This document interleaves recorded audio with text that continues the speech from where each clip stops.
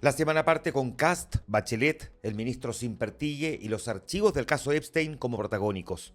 El presidente electo se reúne con la exmandataria y viaja luego a Ecuador, mientras su equipo busca el nombre preciso para el futuro Ministerio de Seguridad. Un nombramiento en el que no pueden equivocarse, visto además que anoche la encuesta Cadem confirmó que el 60% de quienes votaron por el republicano lo hicieron por su promesa de seguridad. Un día intenso con declaraciones de un ministro de la Corte Suprema defendiéndose ante la acusación constitucional que hoy vota el Senado en su contra y con archivos misteriosamente desaparecidos en el polémico caso Epstein. Un día de luto tras la muerte de Julio Segers, el compositor que nos regaló, entre otras, la canción a Magdalena. Así parte el día. Este es el Shot de hoy lunes 22 de diciembre del 2025. Bienvenidos a El Shot con Juan Manuel Astorga. Bueno, partamos con el suspendido ministro de la Corte Suprema, Diego Simpertille. Sacó la voz en medio de la intensa expectativa por su acusación constitucional y habló por primera vez desde que fue formalizado en la llamada arista de la muñeca bielorrusa, del caso que golpea al Poder Judicial. La acusación fue aprobada, recordemos, de forma unánime por la Cámara de Diputados el lunes pasado y va a ser votada hoy por el Senado. Simpertille aseguró que espera que en la Cámara Alta haya una mayor reflexión e insistió en que no ha existido ninguna irregularidad en su actuar judicial. Dijo, de hecho, que el juicio político no debería transformarse en una ejecución sumaria por presiones ambientales. Pero su defensa no se quedó solo en pedir mesura. Fue directo al corazón de la sospecha que lo tiene en la cuerda floja. Él negó tajantemente tener una estrecha familiaridad con los abogados Gabriel Lagos y Mario Vargas, los juristas claves en la trama que hoy lo persigue, ambos, recordemos, en prisión preventiva. Y también descartó haber recibido regalos o dádivas de parte de los involucrados, aunque sí reconoció que ha tenido relaciones sociales con varios colegas abogados, algo que según él no constituye una falta ética ni probidad. Para entender por qué esto es tan relevante, hay que recordar que es el caso de la muñeca bielorrusa. Lo que se investiga son las presuntas irregularidades en fallos judiciales relacionados con un consorcio bielorruso llamado Velaz Movitech. Simpertille votó a favor de la parte extranjera en un litigio contra Codelco y luego realizó viajes en crucero junto a los abogados de esa empresa extranjera, una cuestión que ha levantado sospecha por conflicto de interés. En paralelo, la Fiscalía de los Lagos confirmó que Simpertille figura como imputado en la trama, por lo que enfrenta no solo el juicio político en el Parlamento, sino que también una pesquisa penal por posibles delitos de corrupción y faltas a la probidad. Con las declaraciones de ayer del Supremo sobre la mesa, el escenario queda listo para el clímax de esta historia. El Senado vota hoy la acusación y si los honorables no se compran la versión de la falta de familiaridad de Simpertille, el ministro será destituido y va a quedar inhabilitado, sumando otro capítulo a la crisis más profunda que ha vivido el Poder Judicial en décadas. Bueno, en política, José Antonio Kast parte la semana con el acelerador a fondo, en un lunes frenético que mezcla gestos republicanos de alto nivel con el despliegue también de su agenda internacional. La jornada se inicia con una señal política bien potente. Se va a reunir con la expresidenta Michelle Bachelet. Es una cita cargada de simbolismo donde dos polos opuestos de la política se sientan a conversar, entre otras cosas seguramente sobre la postulación de la exmandataria a la Secretaría General de la ONU, una candidatura que si no cuenta con el apoyo del futuro gobierno, difícilmente va a llegar a buen puerto.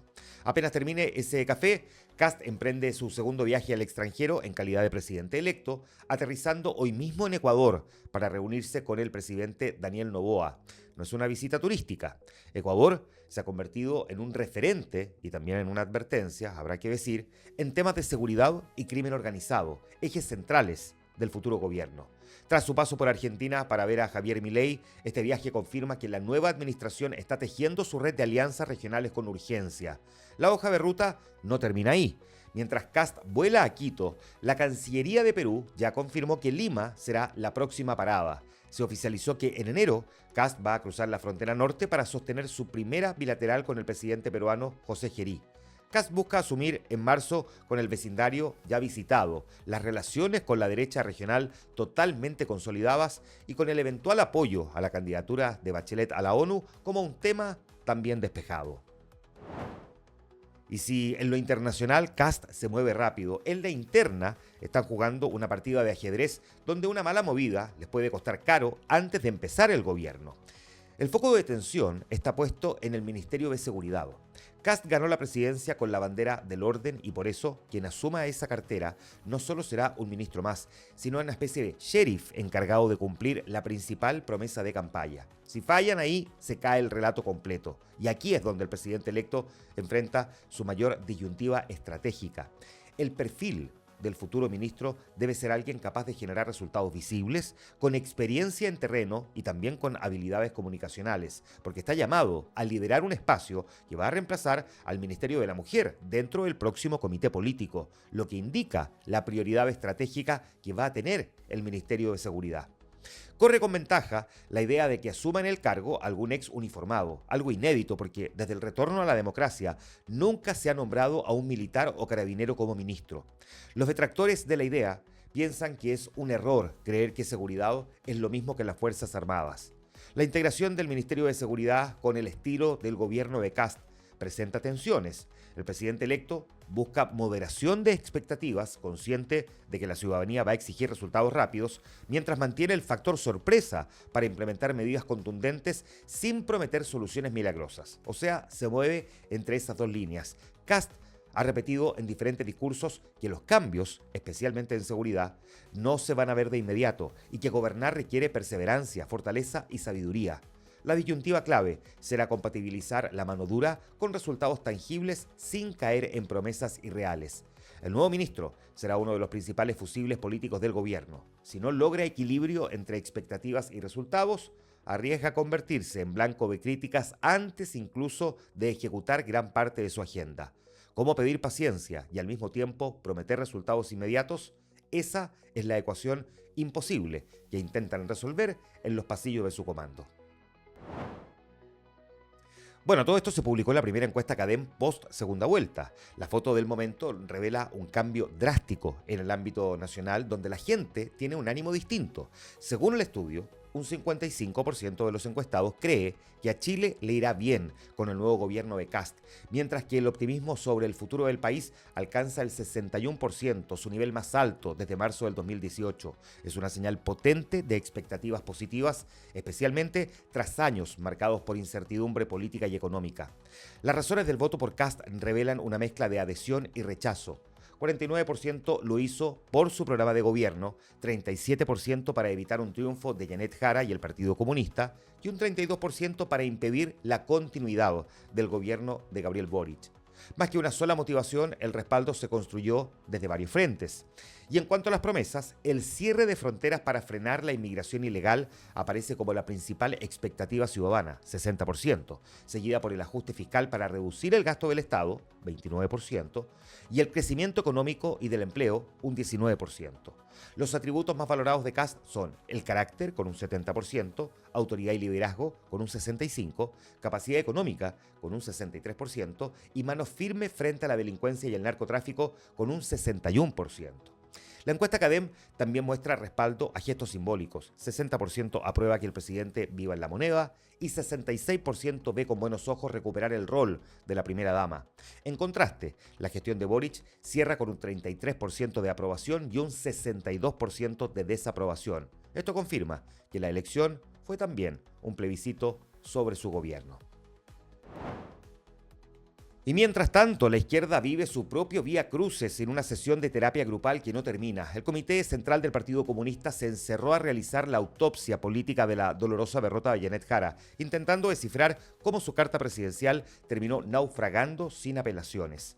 En esa reunión, dirigentes y militantes coincidieron en que el resultado electoral no solo fue una derrota táctica, sino también una señal política sobre cómo el oficialismo ha sido percibido por grandes sectores de la ciudadanía. Pero el análisis va más allá de un nombre o una campaña mal diseñada. Lo que hoy recorre los pasillos de la izquierda, como escalofrío por lo demás, es el fantasma del estallido. Existe la amarga sensación, y para muchos la confirmación, de que la revuelta del 2019, que fue su cuna política y principal bandera de lucha, terminó convirtiéndose en su tumba electoral. Según el diagnóstico interno, creen que la ciudadanía le pasó la cuenta al caos y a la violencia asociada a esa época, y el sector que no supo o no quiso desmarcarse a tiempo de esa imagen pagó el precio más alto en las urnas. La gran duda existencial que sacude al conglomerado ahora es si seguir reivindicando el legado del octubrismo o más bien enterrarlo definitivamente para intentar sobrevivir como oposición. Bien, pues la actualidad del país se resume adicionalmente con estos otros tres titulares. Senapred declaró alerta roja para las comunas de La Ligua y Zapallar por un violento incendio forestal que amenaza zonas habitadas. Las autoridades ordenaron la evacuación del sector La Foresta, activando la mensajería SAE, llamando a la población a abandonar sus casas ante el avance de las llamas. Nuevamente la irresponsabilidad al volante destruyó una familia. Un funcionario de la FACH y su hija murieron en la Ruta 5 Sur tras ser impactados por un conductor en estado de ebriedad. Una tragedia que enluta a la institución y nos recuerda de la peor forma el costo real de manejar con alcohol. Y el cantante mexicano Luis Miguel aterrizó en Santiago en una visita incógnita que se va a extender hasta mañana. Nada de conciertos. El Sol de México vino por temas estrictamente personales. El motivo es visitar a su socio, un doctor chileno, con quien tiene negocios e inversiones en una clínica de células madre. Internacional. En la crónica internacional, en Washington y Nueva York se instaló una nueva controversia internacional tras la divulgación y posterior desaparición de documentos vinculados al caso del condenado financista Jeffrey Epstein como parte del cumplimiento de una ley aprobada por el Congreso de Estados Unidos que obliga al Departamento de Justicia a liberar todos los materiales no clasificados relacionados con sus investigaciones. El viernes se liberaron 3.965 archivos que incluían fotografías, PDF, listas y otros registros judiciales vinculados a las investigaciones de Epstein y su socia Ghislaine Maxwell, encarcelada por una condena de 20 años por tráfico sexual. Sin embargo, menos de un día después de la publicación de esos archivos, al menos 16 de ellos desaparecieron del sitio web del Departamento de Justicia sin una explicación oficial. Entre esos documentos estaba una foto en la que aparecía una imagen de Donald Trump con fotografías personales en un escritorio, lo que alimentó especulaciones y críticas sobre la transparencia de este proceso. El Departamento de Justicia defendió que la eliminación de esos documentos obedece más bien a preocupaciones de privacidad y protección de víctimas y negó categóricamente que esto tenga relación directa con el presidente Trump. El caso también reactivó una discusión política y mediática en torno a diversos personajes que figuran en estas filtraciones. El expresidente Bill Clinton apareció en varias imágenes publicadas dentro de estos archivos, incluyendo fotos que lo muestran en un jacuzzi con Epstein y otras figuras, lo que llevó al portavoz del expresidente a defenderlo de forma pública. Dijo que Clinton rompió cualquier relación con Epstein una vez que salieron a la luz sus crímenes y acusó a la Casa Blanca de usar esas fotos como chivo expiatorio para ocultar otros aspectos de esas revelaciones. Además de Clinton y Trump, otras celebridades y figuras conocidas también aparecen en las fotografías y en los documentos, aunque sin que ello implique necesariamente alguna responsabilidad penal. Aparecen, por ejemplo, Mick Jagger y Michael Jackson y otras figuras del mundo del espectáculo y también la política. La publicación parcial de los archivos y las múltiples redacciones dentro de los documentos, sumadas a la eliminación de ciertos archivos, ha generado críticas bipartidistas en Estados Unidos sobre la falta de transparencia y el manejo político de la información. Al final, aunque borren los archivos de la web, el caso de Epstein sigue siendo la mancha que nadie en el poder logra sacarse de encima. El gobierno de Estados Unidos interceptó un tercer petrolero cercano a las costas de Venezuela en el marco de una ofensiva marítima para bloquear embarcaciones sancionadas que intentan transportar crudo hacia o desde ese país. No fue una captura al azar. El barco formaba parte de la llamada Lista Negra de Washington, sancionado específicamente por sus vínculos con el régimen de Irán. Esto es bien clave porque confirma la ruta de supervivencia que tiene Caracas, una alianza estratégica con Irán para mover crudo y burlar las sanciones internacionales a través de una flota fantasma. Con esta tercera captura en tiempo récord, el mensaje de la Casa Blanca es que no van a permitir que entre ni salga una sola gota de petróleo que financie a la dictadura. Se le corta el oxígeno económico al Palacio de Miraflores, aislando a Venezuela de sus pocos socios comerciales. El Caribe dejó de ser mar abierto para convertirse en un callejón sin salida para la dictadura de Maduro. Y lo que tenía que ser una jornada de celebración previa a las fiestas se transformó en una masacre en Sudáfrica. un grupo de hombres armados irrumpió violentamente en un bar, abriendo fuego indiscriminadamente contra los clientes que compartían un trago, desatando el pánico y la muerte en cuestión de segundos. El saldo, 9 muertos y 10 heridos de gravedad. La policía desplegó una cacería masiva para dar con los tiradores que escaparon tras el ataque. Este episodio vuelve a poner el dedo en la llaga sobre la violencia descontrolada que azota a Sudáfrica, donde los tiroteos masivos o en tabernas se están convirtiendo en una trágica costumbre que las autoridades no logran frenar. Y la música chilena perdió a uno de sus arquitectos más sensibles.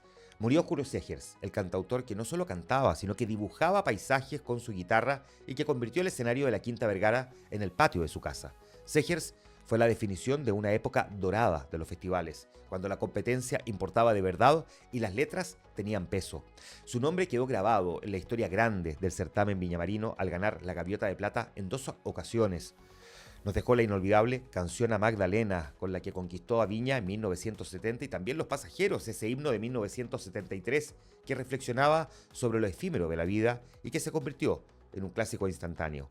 Se nos va un trovador elegante, de esos que entendían que una buena melodía valía más que cualquier pirotecnia. Y en el flashback de un día como hoy, 22 de diciembre, en 1808, Beethoven estrena en Viena sus sinfonías quinta y sexta en un concierto maratónico de 4 horas. Hacía tanto frío en el teatro que los músicos tocaban mal sin saber que estaban presentando la melodía más famosa de la historia. Un día como hoy, 22 de diciembre de 1817, la bandera que nos une se decretaba oficialmente el diseño actual de la bandera chilena. La estrella solitaria, el azul, blanco y rojo. Nació en plena lucha de independencia y es una de las más antiguas del mundo en uso continuo. Un día como hoy, en 1895, una foto a los huesos. Wilhelm Röntgen realizaba la primera radiografía de la historia, una imagen de la mano de su esposa, donde se veía claramente su anillo de bodas. Ella, asustada, gritó: «He visto mi propia muerte». Un día como hoy, en 1972, comienza el rescate de los sobrevivientes de la tragedia de los Andes. Tras 72 días en la nieve, el mundo se entera de que 16 uruguayos lograron vencer a la cordillera y a la muerte. Un día como hoy, 22 de diciembre, en 1978, es el día en que contuvimos la respiración. Chile y Argentina estuvieron a horas de una guerra total por el canal del Beagle. La flota ya había zarpado, pero una tormenta y la mediación papal de último minuto frenaron el conflicto. Fue la Navidad más tensa de nuestra historia. Un día como hoy, en 1989, caminando hacia la libertad, se abría la puerta de Brandenburgo, en Berlín, terminando con 30 años de división entre el este y el oeste. La imagen de la gente cruzando libremente bajo la lluvia selló el fin de la Guerra Fría en Alemania. Un día como hoy, en 2002, el punk se queda huérfano. Muere Joe Strummer, el líder de The Clash. Fue el hombre que politizó el punk, mezclándolo con reggae y demostrando que se podía tener cresta, chaqueta de cuero y conciencia social al mismo tiempo. Un día como hoy, en 2014, se apagaba también la voz de Woodstock. Muere Joe Cocker, el cantante de esa voz ronca, el alma del blues. Su versión de With a Little Help from My Friends es, para muchos, la única vez que un cover supera a los Beatles. Hay varios temas a los que estar atentos. Hoy continúa la formalización de los detenidos en la llamada Operación Apocalipsis, entre ellos, recordemos, 47 funcionarios de Gendarmería. Comienzan también hoy los alegatos de clausura de la defensa de Claudio Crespo en el juicio por el caso de Gustavo Gatica. Es la audiencia de formalización contra Carabineros por la muerte de 2 hinchas de Colo-Colo en el Estadio Monumental. Como lo anticipábamos, José Antonio Kast se va a reunir hoy con Michelle Bachelet y luego va a viajar a Ecuador, donde va a ser recibido por el presidente Daniel Noboa. Y se espera también la inauguración del Centro Espacial de Cerrillos. También la Sala del Senado vota la acusación constitucional contra el ministro de la Corte Suprema, Diego Simpertille. Eso, entre otras cosas. Este fue el Shot del lunes 22 de diciembre del 2025. La necesaria dosis diaria de actualidad. Hasta mañana martes.